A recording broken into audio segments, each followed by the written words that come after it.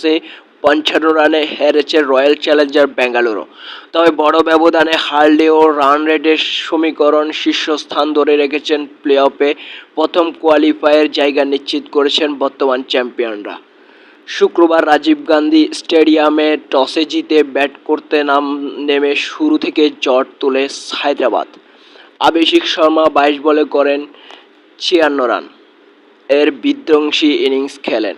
পরে ঈশান কিষান ও handy Klaasen মিলে আরসিবির বোলারদের উপরে চওড়া হন।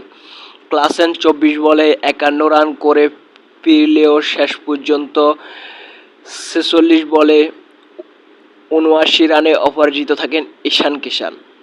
তাদের ব্যাটের ভর করে ৪ উইকেটে ২৫৫ রান বিশাল সংগ্রহ পায় সানরাইজার্স হায়দ্রাবাদ। জবাবে বড় লক্ষ্য তাড়া করতে নেমে ভেঙ্কটেশ আইয়ার ৪৪ রানে জড়ো ইনিংস খেলেও বিরাট কোহলি করেন ১৫ রান। দেবদত্ত ২১ রান করে ফিরলে চাপে পড়েন বেঙ্গালুরু। পরে অধিনায়ক রজত ৩৯ বলে ৫৬ ও ক্রুনাল পান্ডিয়া অপরাজিত থাকেন ৪১ রানে। ভর করে ২০০ রান পর্যন্ত যায় আরসিবি। তবে জয়ের জন্য তা যথেষ্ট ছিল না।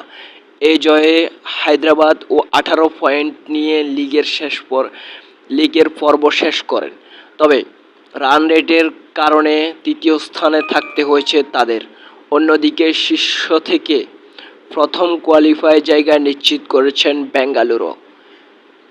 ৩টি ছক্কা, ৮টি চার, ৫৬ বলে অপরাজিত ৭৯ রানে দুর্দান্ত ইনিংস খেলে দলকে জিতিয়ে ম্যাচ সেরা হয়েছেন ঈশান কিষান। পুরস্কার হিসেবে জিতেছেন ১ lakh rupee. SBS sports MD Shihab.